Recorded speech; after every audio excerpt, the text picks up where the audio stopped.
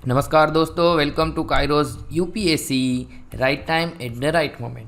तो चलिए शुरुआत करते हैं आज के हमारे डेली एमसीक्यू प्रैक्टिस की। सबसे पहला एमसीक्यू आपको पता है कि हमने पूछा है शांति निकेतन के ऊपर। आपको पता होगा कि अभी रिसेंटली हमारा 41st क्या मिला है, हेरिटेज साइट मिला है, ठीक है। और इसी के रिगार्डिंग हमने ये क्वेश्चन फ्रेम किया हुआ है। चलिए यहाँ पे 3 सेंटेंस दिए हैं, उनमें से how many sentence are incorrect, ध्यान रहे इनकरेक्ट पूछा है, ठीक है। चलिए पहला sentence, it was establish in 1921 by Rabindranath Tagore in West Bengal. क्या इसको 1921 में रविंद्रनाथ टैगोर ने एस्टैब्लिश किया था। दूसरा, a world university was establish at Shantiniketan later recognise as Visva Bharati. क्या वर्ल्ड यूनिवर्सिटी एस्टैब्लिश हुआ था शांति निकेतन में और उसको रिकॉग्नाइज किया गया था विश्व भारती। तीसरा, Vishwa Bharati in Shanti Niketan is the only central university in India which has president as its chancellor. मतलब कि ये हमारे भारत में एकमात्र ऐसी सेंट्रल यूनिवर्सिटी है जिनके चांसलर कौन है, प्रेसिडेंट है। चलिए बताइए कौन से सेंटेंस यहाँ पे इनकरेक्ट है। तो देखिए सबसे पहले आपको लगेगा कि सर जी ये ओनली है ना, इसी की वजह से ये सेंटेंस गलत है। तो आपकी बात गलत है। क्यों गलत है? क्योंकि ओनली है इसी वजह से गलत नहीं है, यहाँ पे प्रेसिडेंट है ना, इसकी वजह से गलत है। क्योंकि यहाँ पे कौन आएंगे, यहाँ पे आएंगे पीएम आएंगे, ठीक है। तो ये तीसरा जो है यह कैसा है, गलत है, ठीक है। पहला वाला देखते हैं और दूसरा वाला देखते हैं। पहला, it was establish in 1921 by Rabindranath Tagore in West Bengal. अब क्या हुआ है कि 1921 में उनका क्या हुआ था, नेम चेंज हुआ था, ठीक है। तो पहला वाला हमारा क्या हुआ है, गलत है, क्योंकि इसकी एस्टैब्लिशमेंट कब हुई थी, 1901 में। तो पहला वाला गलत है। दूसरा वाला विश्व भारती के तौर पे रिकॉग्नाइज किया जाता है, ये बात सही है। तो यहाँ पे इनकरेक्ट कितने हैं, 2 सेंटेंस इनकरेक्ट है, ठीक है। मतलब बी जो है यह हमारा सही आंसर है। अब जैसा कि आपको पता है कि यूनेस्को ने वर्ल्ड हेरिटेज लिस्ट जारी किया है, उनमें यह इंडिया का 41st है, बन गया है, ठीक है। चलिए एक काम कीजिए, आप मुझे ये बात बताइए कि इंडिया ने अभी तक 40 जो साइट है, यहाँ पे 41 साइट है और अभी उसके बाद हम 42nd भी देखेंगे। लेकिन आप मुझे बताइए कि 37, 38, 39 और 40, चलिए ये 4 साइट बताइए कि जिसको रिसेंटली इन्होंने यूनेस्को ने क्या किया है, रिकॉग्नाइज किया है, ठीक है। शांति निकेतन के बारे में और इन्फॉर्मेशन सब आपको पता है, यहाँ पे लिखी हुई है। आपको वीडियो को करना है पॉज और उसके बाद पढ़ के फिर से करना है रिज्यूम, ठीक है। चलिए देखिए यहाँ पे आप देख सकते हो कि शांति निकेतन का एटमॉस्फेयर आप देख सकते हो।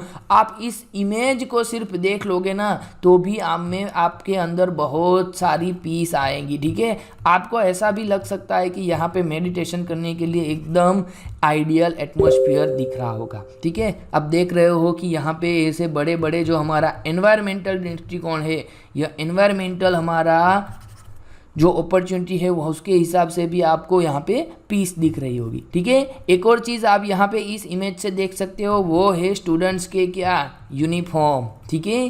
स्टूडेंट्स के यूनिफॉर्म, साथ साथ टीचर के यूनिफॉर्म के बारे में भी आप देख सकते हो, ठीक है। तो ऐसे बहुत सारी चीज़ आप इस इमेज के थ्रू देख सकते हो। पीछे आप इसका क्या देख सकते हो, इसका इंफ्रास्ट्रक्चर देख सकते हो। चलिए नेक्स्ट एमसीक्यू पूछ रहे हैं, यूपीएजी पोर्टल।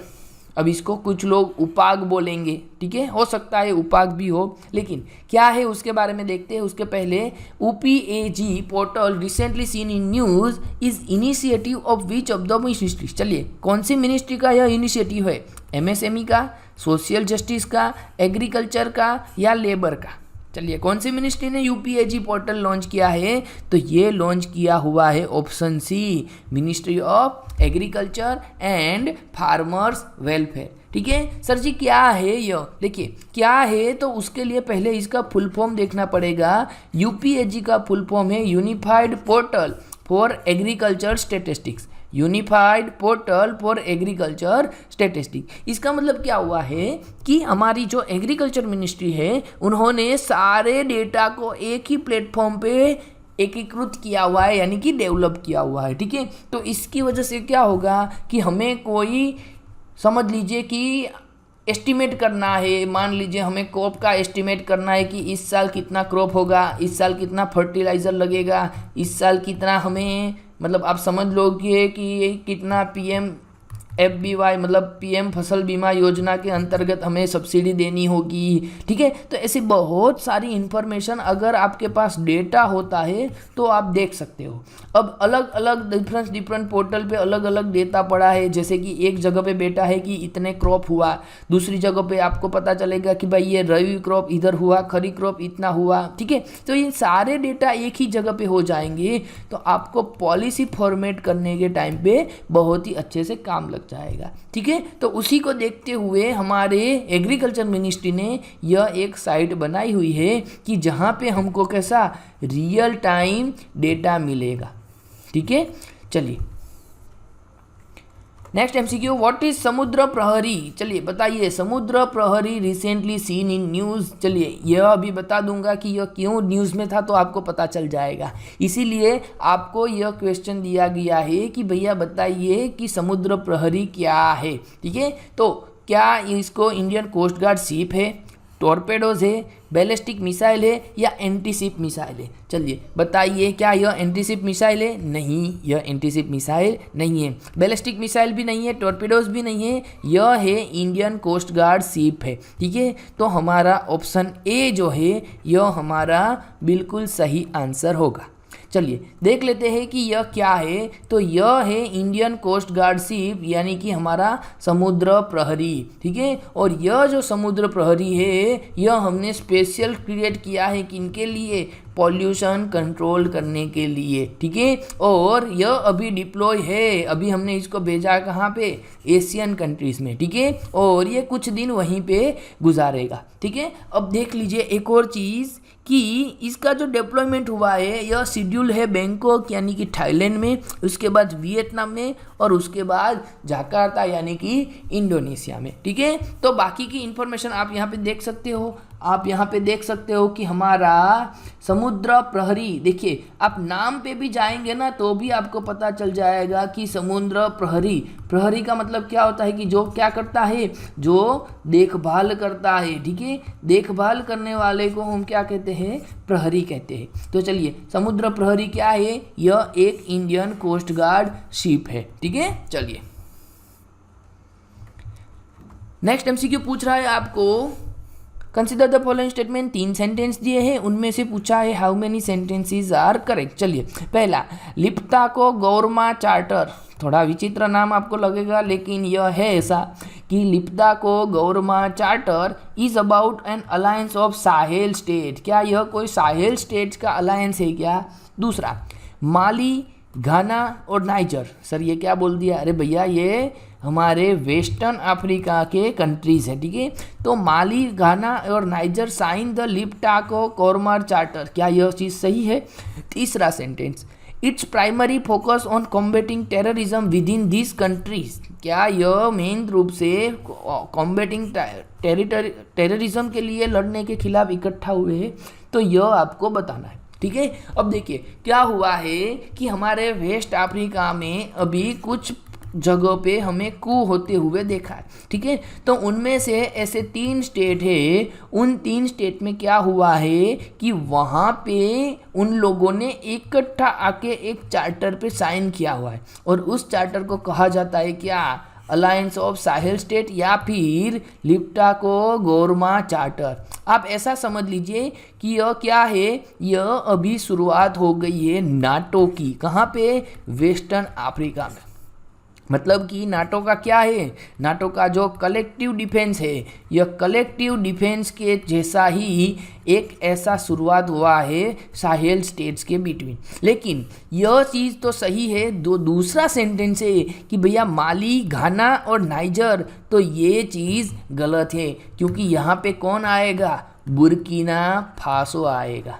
ठीक है, तो दूसरा सेंटेंस हमारा गलत है। तीसरा, its primary focus on combating terrorism with this countries, तो ये बात तो कॉमन सी है। चलिए यहाँ पे कितने सेंटेंस सही है? सर जी 2 सेंटेंस सही है, तो हमारा ऑप्शन बी जो है यह सही आंसर हो जाएगा। ठीक है, चलिए देख लीजिए, मैंने जैसे ही बताया आपको कि अभी क्या हुआ है, म्यूचुअल डिफेंस पैक्ट हुआ है किन के बीच में, माली, बुर्किना फासो और नाइजर के बीच में, ठीक है। और ये जो तीनों है यह कैसे है, साहेल कंट्रीज है, ठीक है। तो रिसेंटली क्या हुआ था, कू हुआ था और उसी के रिगार्डिंग इन लोगों ने अभी कलेक्टिव डिफेंस के हिसाब से उन लोगों ने इकट्ठा करके यह अलायंस बनाया हुआ है। तो याद रखिएगा क्या नाम था और कौन सा चार्टर था, कौन सी कंट्रीज थी और किन के लिए ये बना हुआ है, ठीक है। फिर भी आप देख सकते हो यहाँ पे माली है, नाइजर है और बुर्किना फासो है।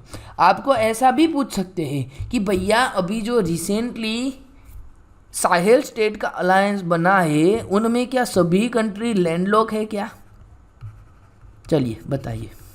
ऐसे सेंटेंस डाल के आपको थोड़ा और कंफ्यूज कर सकते हैं, तो याद रखिएगा कि यह तीनों कंट्री कैसे है, लैंडलॉक है, ठीक है, माली, बुर्किना फासो और नाइजर। चलिए नेक्स्ट एमसीक्यू पूछ रहा है, कंसीडर द फॉलोइंग पेयर। चाहिए भैया 3 पेयर दिया है, उनमें से आपको बताना है कितनी पेयर करेक्टली मैच है। पहला फ्लैश फ्लड, चलिए फ्लैश फ्लड किसको कहता है, कहा जा सकता है कॉज्ड व्हेन कंसिस्टेंट रेन और snow melt force a river to exceed capacity. दूसरा रिवर फ्लड्स, रिवर फ्लड का मतलब क्या है कि caused by rapid and excessive rainfall that raises water heights quickly and river streams channels और road may be overtaken. तीसरा coastal floods caused by storm surge associated with tropical cyclone and tsunami। चलिए यहाँ पे हमें 3 pair दिया है, उनमें पूछा है कि भैया पहला फ्लड प्लेट क्या है, तो कैसा होता है, जो कंसिस्टेंट रेन और स्लो मेल्ट होता है, तो उससे हमारा एकदम 6 घंटे के बीच में क्या हो जाता है, हमारे यहाँ पे एरिया में पानी भर जाता है, तो ये सही है। दूसरा रिवर फ्लड, अगर ज़्यादा रेनफॉल होता है तो जो नदी का पानी है वो रास्ते पे चला आएगा, हमारी जगह पे चला आएगा। हालांकि हम देखने जाए तो ये हमारी जगह नहीं है, ये नदी की जगह है। देखिए क्या हुआ है, यह रेगुलर फॉर्म है हमारी किसी रिवर का, ठीक है, और यह है नदी का फ्लड प्लेन, ठीक है। मतलब कि साल के 10 महीना जो रहता है, 10 महीने में नदी यहाँ से ऐसे निकल जाएगी, लेकिन 2 महीने सोचेगी कि भैया अब तो मेरा इलाका मेरे को चाहिए, अगर ज़्यादा बारिश हुआ तो मैं एक्सेस में कहाँ पे पानी डालूंगी, तो उसका यह ट्रेडिशनली यह सारा एरिया जो रहता है यह उसी का रहता है। लेकिन इंसान ने क्या किया, इंसान ने बना दिए इसको फिक्स कर दिया, देखिए इतना एरिया फिक्स कर दिया और बाद में यहाँ पे सब जगह पे बिल्डिंग बना दिया और बोल दिया कि भैया रिवर व्यू है, रिवर व्यू है, ऐसा कर करके फ्लैट बेच दिए, ठीक है। अब 10 महीना तो नदी कुछ नहीं बोलेगी, लेकिन जो जैसे ही 2 महीना उसमें ज़्यादा पानी एक्सेस आया तो क्या होगा, ये पानी यहाँ से बाहर चला जाएगा और फिर हम कहेंगे कि हमारा अर्बन जो इंफ्रास्ट्रक्चर है उनमें हमारे नदी का पानी आ गया। नहीं, हमारा जो इंफ्रास्ट्रक्चर है वो ही नदी के एरिया में हमने डेवलप किया है। तो दूसरा रिवर फ्लड भी सही है, और कोस्टल फ्लड जो है जो कि साइक्लोन और सुनामी की वजह से आता है वो भी सही है, ठीक है। तो यहाँ पे तीनों पेयर कैसी है, सही मैच हुई है, ठीक है। चलिए देखिए यहाँ पे आपको सारी इन्फॉर्मेशन दिया हुआ है और इसका कंटेक्स्ट क्या है कि अभी नर्मदा रिवर जो है, यह नर्मदा रिवर का अभी फ्लड लेवल इतना राइज हो गया कि गुजरात में जो साउथ गुजरात का डिस्ट्रिक्ट है, ठीक है, तो साउथ गुजरात के बहुत सारे डिस्ट्रिक्ट साउथ और यूँ कह दीजिए कि मिडल गुजरात जो है, यह साउथ और मिडल गुजरात के आसपास वाले बहुत सारे डिस्ट्रिक्ट में क्या हो गया है, अभी फ्लड की सिचुएशन हो गई है, ठीक है। तो इसी के रिगार्डिंग हमने यह क्वेश्चन क्या किया था, फ्रेम किया था। चलिए चलते हैं आगे, ये थे हमारे करंट वाले सेक्शन। अब हम चलते हैं हमारे स्टैटिक की ओर। स्टैटिक में हमारा चल रहा है 2018 के यूपीएससी के PYQs, ठीक है। चलिए जल्दी से बता दीजिए, इस क्वेश्चन का आंसर 2 सेंटेंस दिए हैं, उनमें से आपको बताना है करेक्ट वाला सेंटेंस। पहला, the quantity of imported edible oil is more than the domestic production of edible oil in last 5 year. मतलब कि हमने जितना डोमेस्टिक प्रोडक्शन किया हुआ है उससे ज़्यादा हमने क्या किया है, इंपोर्ट किया है। क्या यह बात सही है? तो इसको आपको कैसे पता चलेगा, आपको कभी सपना तो नहीं आया होगा, इसके लिए आपको देखना पड़ता है क्या, इकोनॉमिक सर्वे, ठीक है। पहली चीज़ बिल्कुल सही है। दूसरा, the government does not impose any custom duty. भैया एनी लिख दिया, बहुत ही ज़्यादा कैसा एक्सट्रीम सेंटेंस डाल दिया, एक्सट्रीम वर्ड डाल दिया। ठीक है, देखते हैं। The government does not impose any custom duty on all the imported edible oil a special case. मतलब ऑल द बोल दिया है, बहुत सारे एक्सट्रीम दे दिया है, जो कि कैसा है, हमारा सेंटेंस को गलत कर देता है। ठीक है, तो दूसरा सेंटेंस गलत है, पहला सही है। ओनली एक, यानी कि ए ऑप्शन हमारा राइट आंसर होगा। Next, if commodity is provided free to public by the government. क्या बात है, 2018 में यूपीएससी को लग गया कि भैया 2023 से लेके 2024 में जो हमारा इलेक्शन आएगा, यहाँ पे इस मुद्दा बहुत ही ज़्यादा चलेगा। ठीक है, एक साइड पे बात चलेगी रेवड़ी की और एक साइड पे बात चलेगी वेलफेयर की। चलिए हम अभी से उसकी प्रिपरेशन करते हैं। उसी के रिगार्डिंग 2018 में यूपीएससी ने पूछ लिया कि भैया बता दीजिए, जो भी हम कुछ प्रोवाइड फ्री करते हैं किनको, पब्लिक को, उसका गवर्नमेंट पे क्या असर होता है। ठीक है, तो उसका क्या मतलब होता है कि अपॉर्चुनिटी कॉस्ट जीरो हो जाती है। अब यहाँ पे जीरो लिख दिया ना, ये थोड़ा ज़्यादा हो गया।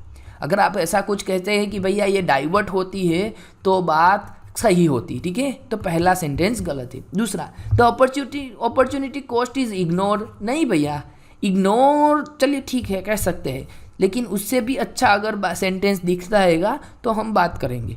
तीसरा, the opportunity cost is transfer from the consumer of the product to the tax paying public. Yes, क्या हुआ, इसका मतलब ये हुआ कि जो पैसा आप कंज्यूमर के ऊपर लगा रहे हो वो टैक्स पेइंग पीपल के ऊपर जो लगा रहे हो, या उनके फायदे के लिए भी लगा सकते थे।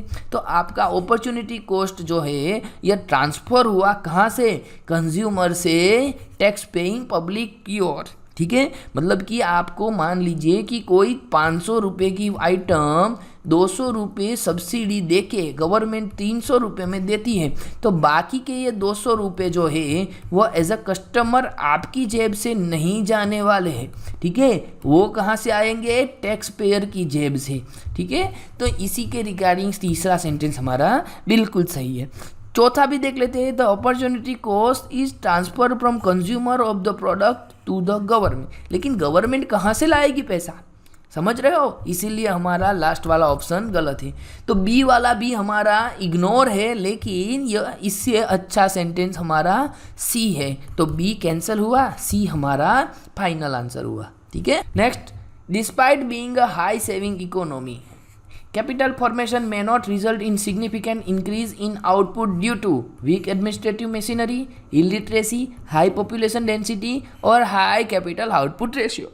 सर जी आपने क्वेश्चन पढ़ा, उसमें हमें कुछ भी नहीं पता चला, आप थोड़ा समझाएंगे तो पता चलेगा कि यह कहना क्या चाहता है। ठीक है, देखिए क्या है कि despite being a high saving economy, मतलब कि आपकी इकोनॉमी में सेविंग्स तो हो रहा है। ठीक है, लिक्विडिटी का इश्यू नहीं है, सेविंग्स तो हो रहा है, लेकिन capital formation may not result in significant increase. मतलब सेविंग होता है तो आपको पता है कि सेविंग होगा तो कहाँ पे जाएंगे, सब सेविंग करेंगे बैंक में, और बैंक वाले आगे पैसे घुमाएंगे लोन में, लोन में से लोग लोन लेने आएंगे और उस लोन का क्या करेंगे, नए नए बिजनेस करेंगे और पुराने वाले बिजनेस को एक्सपांड करेंगे। ठीक है, एक्सपांड करने से क्या होगा, नए नए एम्प्लॉयमेंट होंगे, और एम्प्लॉयमेंट देंगे तो क्या होगा, लोगों को सैलरी देनी पड़ेगी, और जैसे ही सैलरी मिलेगी वैसे मार्केट में क्या होगा, डिमांड होगा, और उस डिमांड को फिर से फुलफिल करने के लिए क्या करेंगे, ये बिजनेस वाले एक्सपांड करेंगे, और उसी के रिगार्डिंग क्या होगा, हमारा कैपिटल फॉर्मेशन होगा। लेकिन आपको क्या कहा जाता है कि भैया इकोनॉमी में सेविंग्स तो हाई है, फिर भी कैपिटल फॉर्मेशन ज़्यादा नहीं होगा, क्योंकि अगर कोई चीज़ सिग्निफिकेंट इंक्रीज हो रहा है जो आउटपुट में दिखती है, और इसके लिए हमें 4 ऑप्शन दिए हैं, उनमें सबसे सही वाला ये है हाई कैपिटल आउटपुट रेशियो। मतलब क्या हुआ, मतलब मान लीजिए कि 2 शहर है, ठीक है, 2 शहर में आप देख लो कि यहाँ पे 10 रुपीज़ का आउटपुट मिल रहा है, या फिर कोई यहाँ पे 10 यूनिट ले लीजिए, चलिए 10 यूनिट का आउटपुट मिल रहा है, और यहाँ पे भी 10 यूनिट का आउटपुट मिल रहा है। ठीक है। लेकिन यहाँ पे ये 10 यूनिट का आउटपुट लेने के लिए आपको क्या करना पड़ रहा है, आपको 40 रुपये लगाने पड़ रहे हैं। और यहाँ पे 10 यूनिट का आउटपुट लगाने के लिए आपको क्या करना पड़ रहा है, आपको 80 रुपये लगाने पड़ रहे हैं। इसका मतलब क्या हुआ है कि हमें ज़्यादा कैपिटल लगाना पड़ रहा है, किसके लिए, ये आउटपुट लेने के लिए। समझ रहे हो? तो हमें यही पूछ रहे हैं क्वेश्चन में कि भैया कैपिटल फॉर्मेशन क्यों नहीं हो रहा है, या फिर capital formation may not result in significant increase, वो बढ़ेगा नहीं in output due to high capital output ratio. अगर मार्केट में आपका जो 10 यूनिट निकालने के लिए 80 रुपये लगेंगे तो 10 यूनिट इतना ज़्यादा जल्दी नहीं निकलेगा कंपेयर टू अगर आपके मार्केट में 40 रुपये में आप 10 यूनिट बना सकते हो। ठीक है, आई होप आपको यह high saving economy, capital formation और हाई कैपिटल आउटपुट रेशियो समझ में आ गया होगा। चलिए, तो डी हमारा सही आंसर है। चलते हैं आगे। विच of the following is are AIIMS of digital India. चलिए भैया, डिजिटल इंडिया का एम बता दीजिए। इतने सालों से आप इस्तेमाल करते आ रहे हो, इतने टाइम से आप इसका डेली न्यूज़ पढ़ रहे हो, फिर भी आपको इसका सही आंसर नहीं आएगा, तो आप में सही से आपको अच्छे से प्रिपरेशन करने की ज़रूरत है। पहला, formation of India's own internet companies like China did. दूसरा, establish a policy framework to encourage overseas multinational corporations that collect big data to build their large centres within our national geographic boundary. तीसरा, connect many of our school to internet and bring Wi-Fi to many of our school, public places and major tourist center। चलिए, digital India का क्या है plan, क्या है, big data ला के हमारे देश में ही उसका डेटा सेंटर बनाना है। ये बात गलत है। तो दूसरा गलत है, तो मान लीजिए डी गया, बी गया, ए गया, ऑप्शन बचा सी, यानी कि 3 ओनली। क्यों? क्योंकि हमें पूछा है करेक्ट वाला। अब भैया पहली चीज़ ये आपको याद रखनी है कि डिजिटल इंडिया का ऐसा कोई एम नहीं है कि हमें अपनी इंटरनेट कंपनी बनानी है जैसा कि चाइना ने रखा था। दूसरा, हमें हमारे देश में डेटा सेंटर की बात नहीं कर रहे। हमारे इसके लिए क्या है, हम आने वाले, जब ये क्वेश्चन पूछा था उस टाइम पे भी बात चल रही थी कि भाई हमारा डेटा, सबसे पहले तो याद रखो उस टाइम पे कंफर्म नहीं था कि डेटा यह हमारे प्राइवेसी के अंतर्गत आता है, और क्या प्राइवेसी हमारे आर्टिकल 21 के अंतर्गत आता है या नहीं। ठीक है, तो यहाँ पे पहला और दूसरा गलत था, 3 ओनली सी हमारा सही आंसर था। चलिए, next MCQ, increase in absolute and per capita real GNP do not can not a higher level of economic development if. चलिए, मतलब कि आपका जो भी जीडीपी है या फिर पर कैपिटा है, यह बढ़ नहीं सकता है हायर लेवल पे इकोनॉमिक डेवलपमेंट इफ। क्यों? पहला, industrial output fails to keep pace with agriculture output. दूसरा, agricultural output fails to keep a pace with industrial output. तीसरा, पॉवर्टी एंड अनएम्प्लॉयमेंट इंक्रीजेस। और चौथा, imports grows faster than export. तो भैया हमें क्या देखना है, इकोनॉमिक डेवलपमेंट देखता है, हमें इकोनॉमिक ग्रोथ नहीं देखना है। ठीक है, 2 चीज़ होती है, एक होती है वृद्धि और दूसरी होती है क्या, विकास। ठीक है, तो विकास का मतलब क्या हुआ कि एक इंसान है, उस इंसान का चारों ओर क्या होता है, उसका ग्रोथ होता है। ठीक है, और वृद्धि होने का मतलब क्या हुआ कि इंसान का सिर्फ एक ही साइड में विकास हुआ। ठीक है, तो वृद्धि इकोनॉमिक होती है और डेवलपमेंट ओवरऑल होता है। तो उसके लिए हम नहीं कर पाएंगे हमारे पर कैपिटा में अगर पॉवर्टी और अनएम्प्लॉयमेंट क्या होता है, बढ़ जाता है। तो सी ऑप्शन हमारा बिल्कुल सही आंसर है। ठीक है, चलिए, ये थे हमारे आज के एमसीक्यू। आपको वीडियो कैसा लग रहा है, आपके कोई कमेंट सेक्शन में आप सजेशन भी बता सकते हो, तो हम उसके रिगार्डिंग अपडेट लेके आएंगे। ठीक है, चलिए मिलते हैं आने वाले वीडियो में, तब तक के लिए धन्यवाद, थैंक यू।